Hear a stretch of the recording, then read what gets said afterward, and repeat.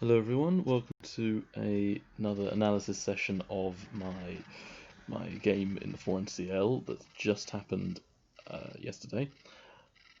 I was playing somebody who doesn't have a FIDE rating and their English grade has essentially expired. They haven't been very active in the last 10 years or so. But they used to play in the London Chess League and I believe the Thames Valley League, if I remember rightly. And they were often around sort of 2200 level, maybe even a bit stronger than that, and did manage to pull off quite a few wins against some strong opposition. So despite the fact this person hasn't played for a while, they might still be dangerous. I was white on top board, and I started off with the move e4. They decided to play a Sicilian. I went for the main line, and they played d6, which is the slightly more popular variant of the Sicilian. You can also go knight c6, which is the second most popular move by only a very small margin compared to the most popular. So d4 takes, knight takes, and knight f6. I need to defend the pawn, and actually, a move I've been experimenting with a little bit is trying to get a Maroczy bind with the idea of having my pawn on c4. But in order to do that, you can't play knight c3. The best way of defending the pawn otherwise is f3. And the main point is, because black has moved their d-pawn already, the move d5, which is usually the antidote to white's f3, packs a bit less of a punch. So if we give black normal-ish moves, like g6, white can enter into the Maroczy bind, but they're doing it with a bit less flexibility than normal. The good thing is that knight g4 can't be played by black, but the downside is that white's bishop on f1 is rather locked in. Usually it has to settle on e2, and then later on it might have some life, and we get a completely different game to the one that happened. But this is generally quite good for strategic players because you can slowly build up your initiative, your space, and black is kind of sitting there waiting for white to do something. But if black does get the chance to play the move pawn d5, it can often make the game get very explosive and become very tactical. But instead of this, I played knight c3, the main line. And after knight c6, which is not the most popular move, I believe pawn a6 is the most popular. And here I don't know entirely what to do in these lines. I know that you can go bishop b5 into a kind of Rossolimo type of position, and then black can do things like bishop d7, which should be okay. And then there might be a trade of minor pieces with white maintaining a very small advantage due to their extra space. There's also bishop c4, which is the Fischer move, but here I'm not entirely sure how good it is, because black often has moves like knight to e5 at the given moment, or even moves like bishop g4 to h5 can sometimes be attempted. Or black could simply play g6, and assuming I play very sort of sensible and don't really attempt to smash my way through immediately into the game, what often happens is I have to spend another tempo playing bishop b3, and black might have moves like a6, b5 coming at the right moment, which could dislodge my bishop. So even though bishop c4 is certainly a candidate move, I don't quite know how to play it correctly in these positions. It's possible I played it absolutely fine here, but I am a bit nervous of lines I don't know like this, because there might be a variation where they can essentially equalize immediately out of the opening. So a move I might try next time is actually the move a4, because this dissuades the move a6, b5 from black. So you are fighting on the light squares on the queen side straight away. Also, this facilitates the move bishop c4 without any chance of you losing the bishop pair, because a2 is now available for your bishop to run away if you need to. And the reason that I need to stop a6, b5 now is that if black goes e5, knight b5, a6, knight a3, the most common move is b5 without the pawn being on a4. And white then has to go into a very theoretical line where it's almost been analysed to the point where white has no advantage. Computers say I think it's about 0.1 or 0.2 by about move 10 or so.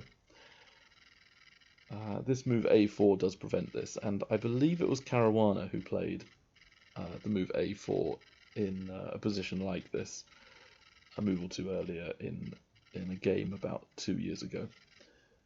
It has obviously been played by other people, but I think he started to popularise it again. So I may do this next time. I have done this before, but instead I remembered I had a game with Nigel Short about 15 years ago, maybe a bit less, like 12 years ago maybe, and he played the move bishop e2, which is not the main line, but essentially all it does is give you the option of castling straight away. Sometimes you even play f4, bishop f3, so you've got that option. And it's a very flexible move which doesn't damage your structure. It's almost a waiting move to see how black plays it. So e5 was chosen, and the trouble with bishop e2 is that I think I have to go knight b3, not knight b5, because with knight b5, black again gets this a6, b5 move in. And again, we've gone into this line where if I go knight d5, it's possible that if my opponent knows enough theory, they may even be able to take on e4 in the next move or two.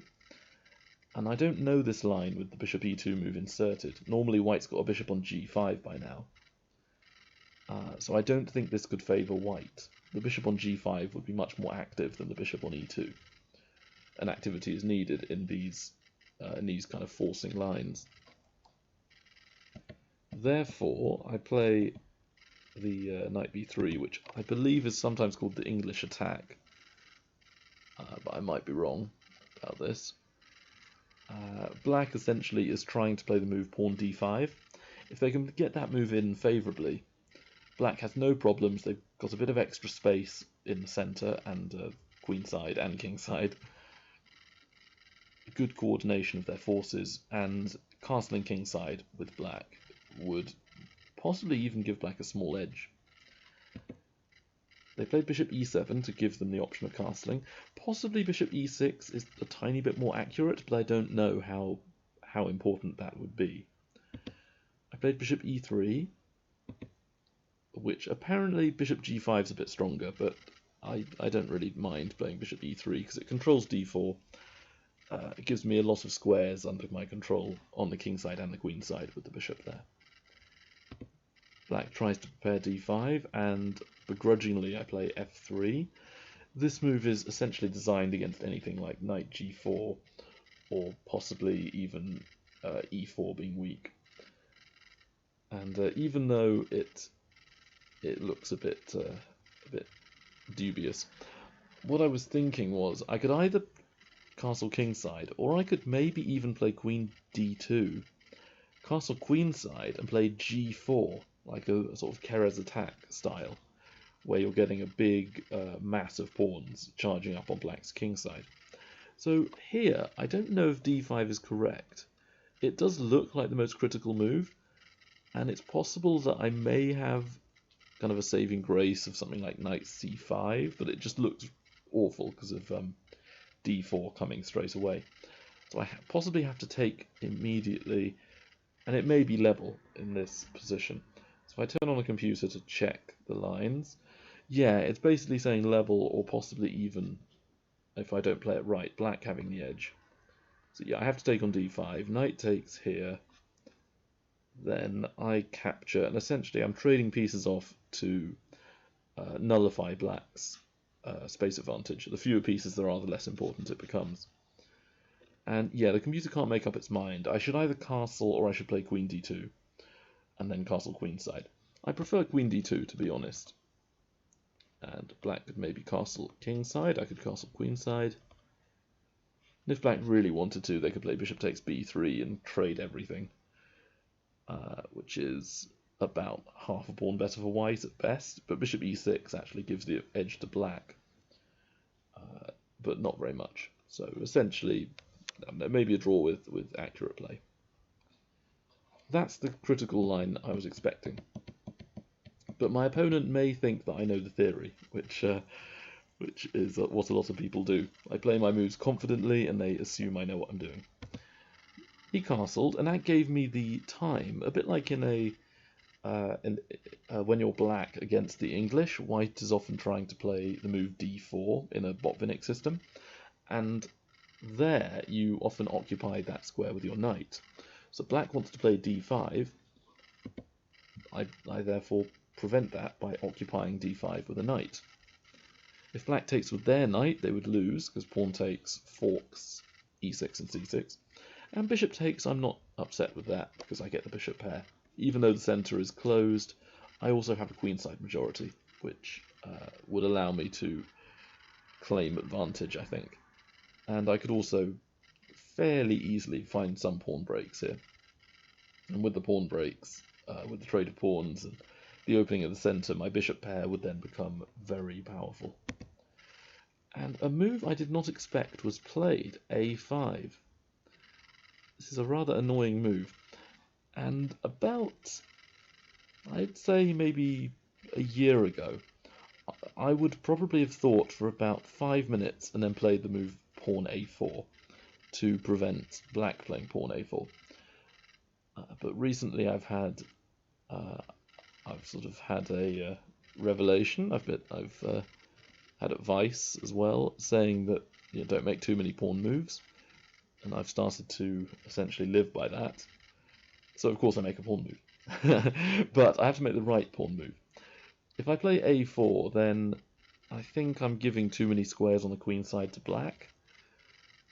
b4, for example, could be useful for black's knights. So what I think is I'll play c4, Maroczy-Bein style, and solidify my knight on d5.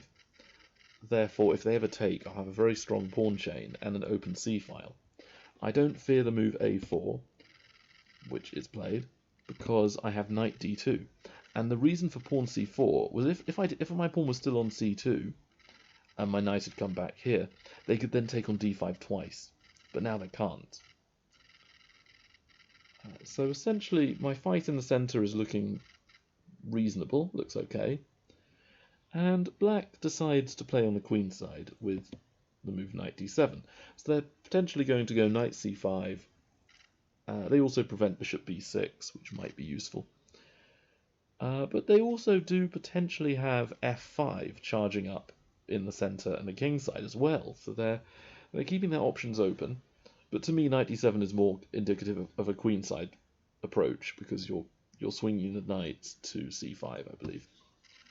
I castle because the queen side is no longer safe for my king. And black does the traditional bishop g5 move. The reason for this is practically all of my pawns are on light squares, especially around the centre of the board. That means that my bishop on e2 is a so-called bad bishop, which is kind of hemmed in, it's not really able to do a lot. But my dark squared bishop on e3 is extremely important, because it needs to be controlling a lot of the dark squares to make up for my strength on the light squares. So if black can trade off the dark squared bishops and get rid of their bad bishop due to their two central pawns being on dark squares, they will have the superior bishop remaining on the board. Their light squared bishop can attack and pressure a lot of my pawns, and my bishop is blocked in. So I don't really want to trade off dark squared bishops. I drop back to f2. Then black did a move again I wasn't really seeing, and it's possible that I might have been playing too quickly in this game for the most part, as we're at move 14 and I've only spent about 5 minutes on my time. They played g6. This move is designed, I think, to play f5 with more backup. provided. And also the bishop on g5 may be able to swing itself round to g7 via h6 if it needs to. Overall, I think both sides have a reasonable position, and I continue to think about which pieces of mine are awful. To be fair, most of them aren't very good, but I think how to improve my pieces. And I think I play a very good move here. What would you play as white to make your pieces better?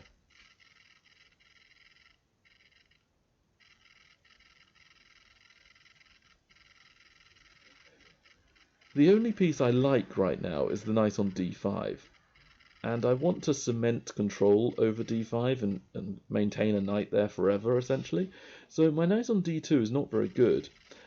This way I can, if I move the knight, I can retreat it to b1 and then come back round to c3, where it will be much more active on c3, able to move to many more squares, controlling d5 as well, so if black ever takes I can recapture with my other knight. Also it pressurizes a4, and it sort of shows itself to be having more influence on the queen side, and also in the center, because now the d-file is more open for my queen and rooks. And they have a weak d6 pawn, which could be useful to target. Black plays f5, so now they've switched their plan to the king side and center of the board. And the move knight c3 complements my plan, as well as a prophylactic move, because if f takes e4, I'm sure I can do pawn takes, but I also have the option of taking with the knight, controlling a lot of the dark squares of my two knights and occupying the light squares. So I'll have a very good position after f takes. And just for curiosity's sake, if I turn the computer on, yeah, my thinking is right, that knight takes e4 is stronger than f takes, though f takes still gives me something. And d6 and the bishop are both threatened. If bishop e7, I mean, I guess I could take it, but I may even play a move like queen d2 with the very simple plan of connecting the rooks. Potentially I have queen h6 in the near future, and rook d1. But I could have taken the bishop and then taken on d6, which was also very, very strong, winning a pawn.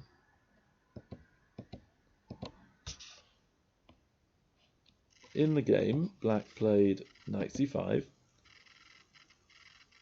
Good move, I think. It improves the knight. It defends d6 with the queen. And again, we're fighting on the queen side. Also, it pressurizes e4. And here, I had a kind of a sneaky move coming up. I was looking at the line, bishop takes knight, and black recaptures, then knight takes a4, because c5 is being threatened. So if black plays a move like something useless like pawn f4, actually that's a bad example, let's say king h8 then, as a sort of wasteful move. I can take here, which looks good at first, but can you see what's wrong with my plan? Or at least what makes the plan not that easy to work out.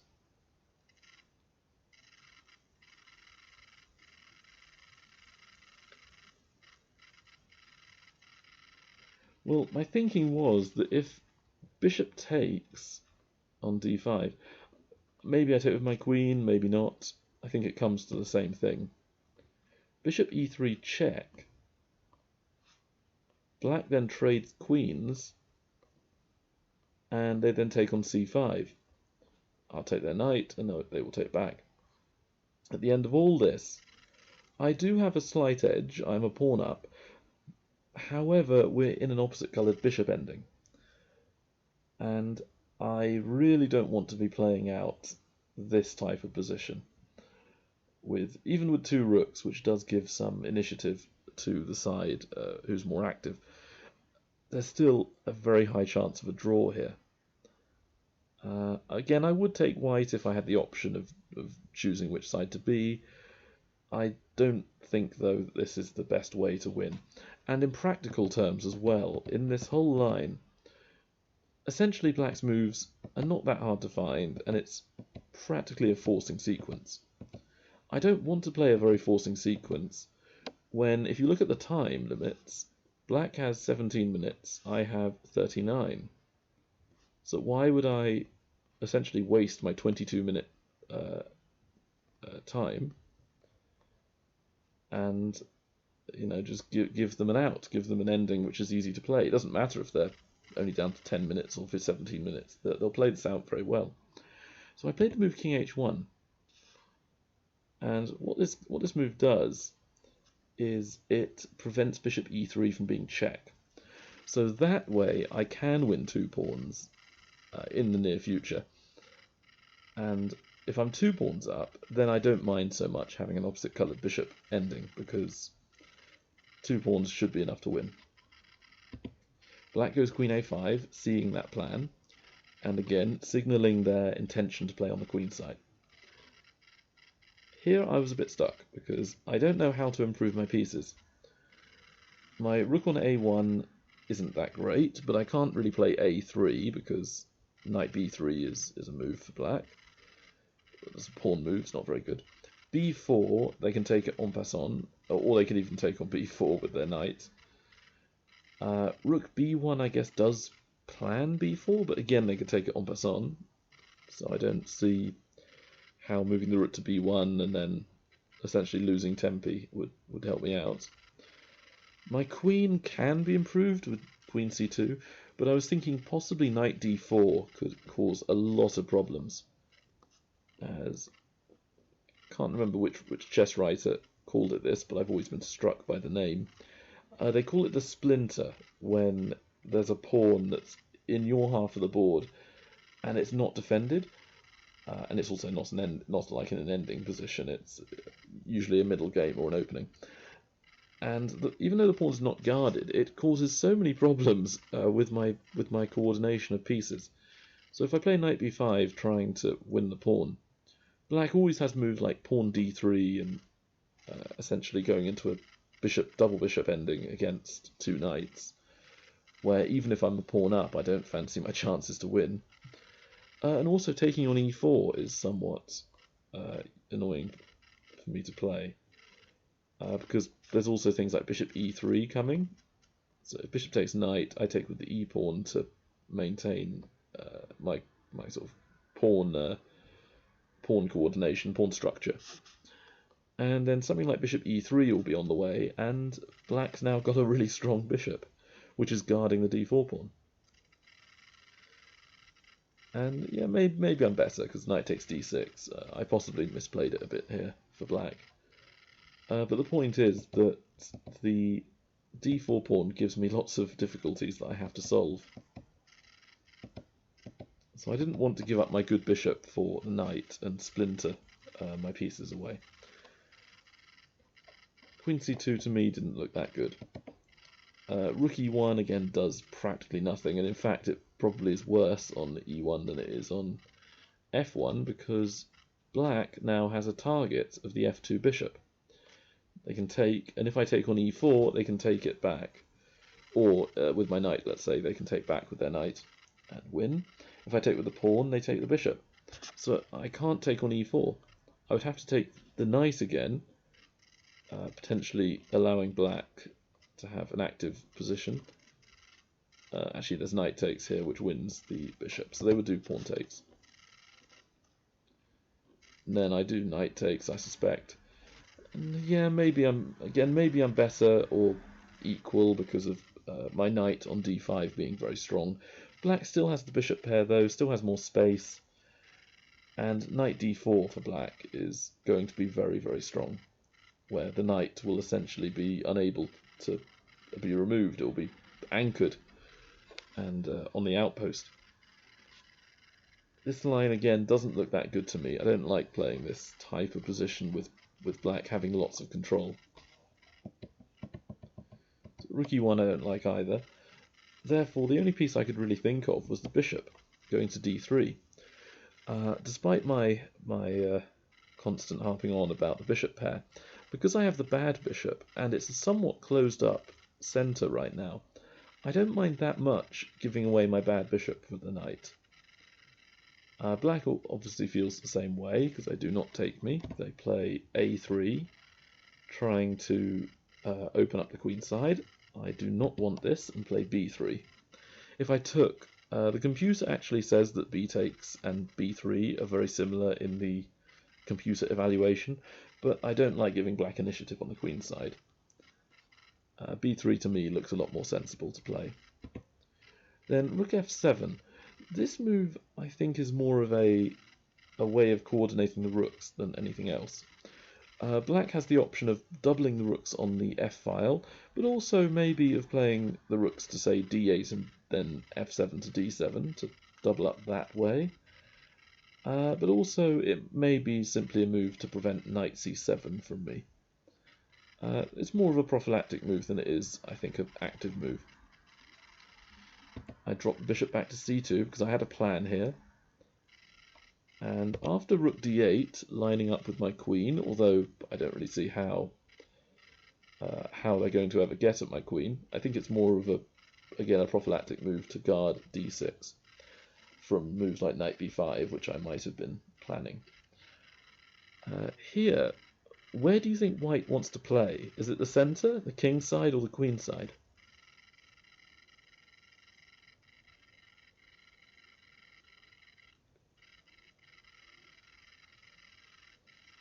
So again, I think black has the queen side under lock and key. There's no reason for me to open up the queen side with black having the queen and knights over there. The centre, I think, is a bit better for me than it is for black due to my knight on d5, but also the king side. I've got my queen and bishops all having something to do with the king side, and my knight in the centre on d5 gives me access to the king side as well. According to the computer, e takes f5 is correct, which is the idea I had anyway, but it makes it more streamlined. The move I played was partly designed for this tactic I'd seen, in a very, very forcing variation, but at the same time it's also essentially a move which tries to complicate the game as much as possible, leaving black so many different captures to choose between. And with them having 5 minutes and me having 24 minutes, it definitely, I think, is the right practical decision to force black into a tricky tactical line. Also, I did spend a while calculating this. It wasn't only as a bluff, because I had 31 minutes essentially on rook d8, so I spent about 7 minutes thinking on this move. Black took, e takes f4, which is the correct move. I took, I'm trying to open up the king side. What would you do if black took on f5 with the pawn? What move do you think I had planned?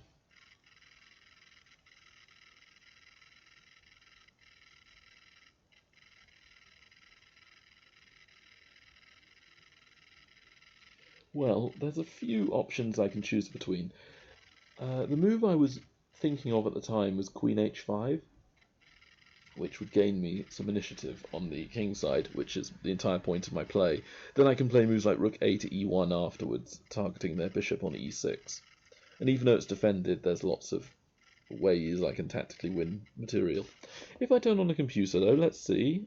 Queen h5 is the third best move according to this, but it's now flipped. It likes queen h5 more. I don't really understand rook b1 other than to play b4. And again, fighting on the queen side doesn't look appealing to me.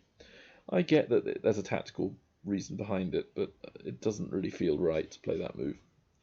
So queen h5 is what I was thinking. Then I thought that black would have to play either h6, in which case I could maybe play h4 and force the bishop back and leave black badly coordinated. So rook g7 was the move that I was thinking of the most. And yes, the computer now likes either rook a e1 or h4. h4 might be correct, but rook a e1 looks very active. And yeah, the computer's giving white as being about +2, because f4 is also, I'm sure, going to be won back later on. And the queen side play for black is essentially 0, it's nothing, it's non-existent. And that means they've essentially left 3 of their pieces, the 2 knights and the queen, offside, where they're not able to influence the play in the centre and the king side. So this favours me a great deal. Black instead took with their bishop, and the reason that I played bishop c2 was to stop black at first playing moves like knight takes d3 earlier on, and then bishop takes f5 would have been fine. But because black hasn't been able to trade off my light squared bishop, I now take the time to get rid of black's what was until now good bishop and my bad one. Again, if g takes f5, that would allow queen h5 at the very least. So rook takes is chosen, and then I have a plan, which is what I'd spent a long time looking at. I'd seen this position here, and at the time I was thinking there were two important features. One is e7. If I can play knight e7 check, I will win the rook, or win the exchange. But there's also the move b4. And if I can play that move, I will win a piece. What I notice is the knight on c6 is having to guard both of those squares. Therefore, I can try to deflect the knight or overload it where it can't possibly hold both of them. So the idea is that I play b4, force the knight to take me so that black doesn't lose a piece, and then I play knight e7 check. But what's wrong with that plan? Why can't I go b4 immediately? Okay, well the reason is that the bishop on g5 would take my knight at the end of that sequence, and I would lose a piece and a pawn. Therefore, you may have spotted my plan, h4 here. The bishop has no way of running away without being taken by something, or of giving me e7.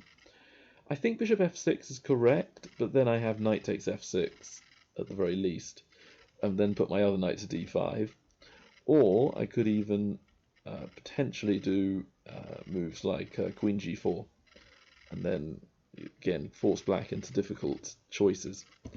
He played bishop h6 in the game, which was music to my ears because b4 essentially forces knight takes, and then I played knight e7 as advertised. King f8, knight takes, and pawn takes.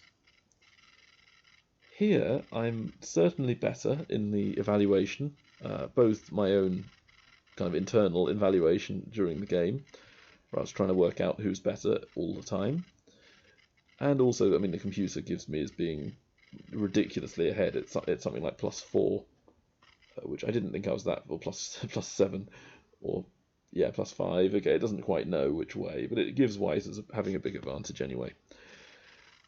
Let's say +5 for sake of argument. And the main reason for that is my king is a lot safer than their king. And materially, if we count the points, I am a point up because they have a knight and a pawn for a rook.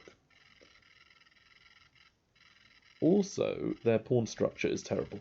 So I've got, and the activity of the piece is not so good.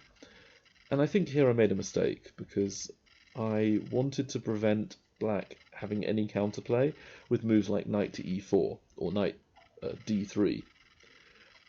This move's not so good. I did bishop takes knight to prevent those plans. Black took back. They're now not as bad as they were last move. And I get in the move queen h5. Attempting to fight on the king's side as well as having the centre control with my knight coming to d5 later on and my rooks coming to the centre.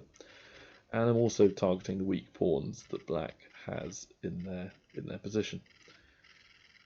I was thinking bishop g7 might be the most accurate move, and I was looking at all sorts of moves like rook takes f4 was a move I was definitely considering because rook takes f5 is the threat, winning black's queen.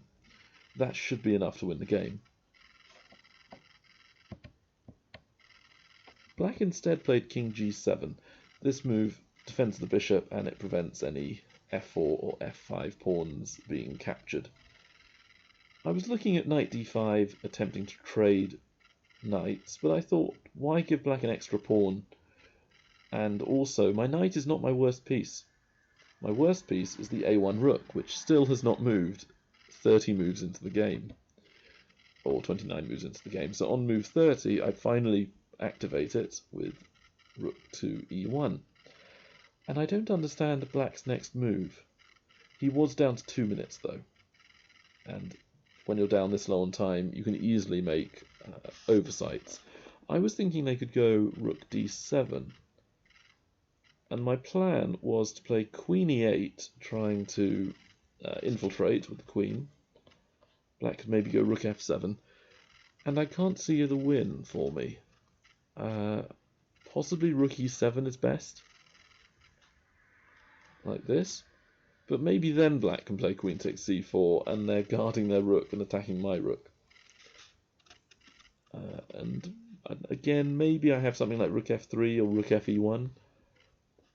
But it's certainly an interesting line. Okay, rook fe1 is correct, and it's still +2. Or 1 point something, or 1 and a bit. Yeah, +1. Okay, so Black's in the game. They can definitely play this on. But they will have to not make any more errors in the match.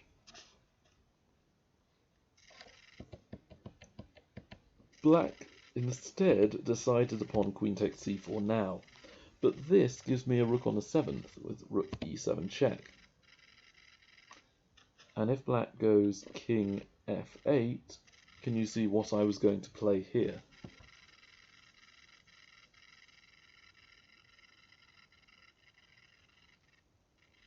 It's not queen f7, because that's not checkmate. Black queen will take me. I was actually going to give my rook away. Queen takes h6, or even queen f5 might actually be stronger, but queen takes h6 was a simple move.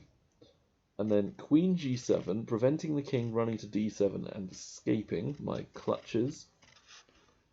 And finally, rook to e1, winning Black's queen, and I suspect mating them very, very quickly, because queen to e4 is essentially Black's only move.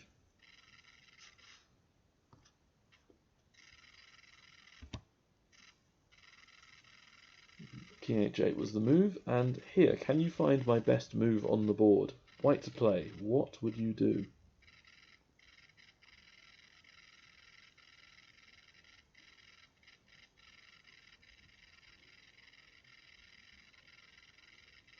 If you found it, well done. I did not find this. I was overly concerned with hanging pieces that I had, and again, I thought they were down to 20 seconds. There's no reason for me to play a line where I may have miscalculated something. So I played a very simple move, rook f3, which held everything together. I've still got a massive initiative, and Black still has lots and lots of problems to solve. And they ended up going down in the next 8 or so moves.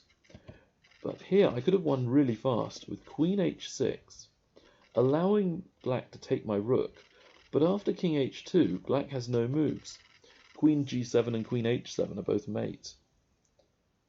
And the computer naturally gives ridiculous moves that throw away all their pieces to delay the checkmate as long as possible. Something like this, and then rook g1 to delay mate, and the next move I'll mate them. I'd missed that queen takes f1, there was no follow-up after king h2. So well done if you found that. Rook f3 was not nearly as picturesque. Bishop g7 from Black, preventing the checkmate. And here I saw a minor tactics. This in my head made up for the fact I'd missed the quick checkmate plan. I saw that Black had an undefended rook. Rook takes g7, threatening mate. And if Black wants to even play out on any more moves, they have to take the rook. And I target the undefended rook and the king with queen g5 check. And take. I'm now a rook up. This should be straightforward. I don't think I should lose with Black having now a minute, because the 15-second increments have built up over the last few turns. And I have 24 minutes, or well, nearly 24 minutes. So I should easily have enough time to work through the complications. Knight d3 cuts off the defense of my knight. It's an interference tactic, but I simply take the pawn. I don't care about the knight, because I will take Black's one. If queen takes knight, I had planned queen takes d3. If Black chooses to put me in check, f1 to block the check, queen h4, and then queen to h3 blocking. And if black trades queens, I have a very, very easy win. If they run away to anywhere, they cannot save all 3 pawns on the king side. f4's attacked, f5's attacked, and when the queen moves, h7 will be taken, I suspect. This is essentially the loss. This is the time black can resign. Instead, black played a very odd-looking move, knight to e1, trying to figure out how to dislodge my rook from guarding the knight. And if I choose a sort of vaguely sensible-looking move like rook h3, because it still guards the knight, black would then crash through with queen f1 check and mate me.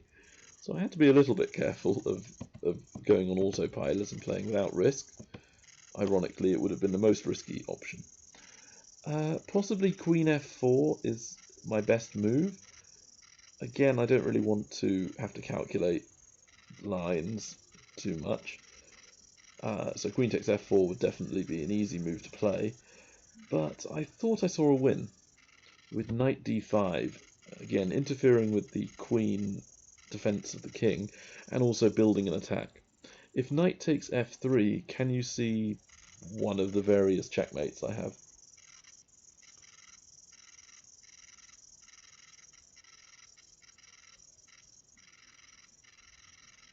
Well, I believe there's more than one, but I had only seen one at the time, which was queen f6. Then, whatever black does, one of my pieces will go to e7 with checkmate. So king e8, queen e7 mate, defended by the knight, and king g8, knight e7 checkmate. And one of my favourite things to do is actually have less material on the board at the time I do the checkmate. And despite my being a rook up a few moves earlier, I'm actually down on material right now. That was my plan anyway. There might be other mates, which I will actually test. Queen e2 is played in the game though. It's f3. Actually, queen f6 is the only checkmate. I thought that queen e7 also won. But apparently there's no mate. I guess black gives away their queen at some stage. And I'm winning by loads, but there's no actual mate on the board. Alright, so queen e2 was chosen in the match. Again, I don't play the most accurate moves, but I'd seen queen f6. And if king to e7, not e7, king to g8, I'll go knight e7 with an easy win. Because they'll have to sacrifice their queen to not get mated. And after king e8, I want to go queen e7, but that would be a bit risky to play. So what do I do here to try and get queen e7 working?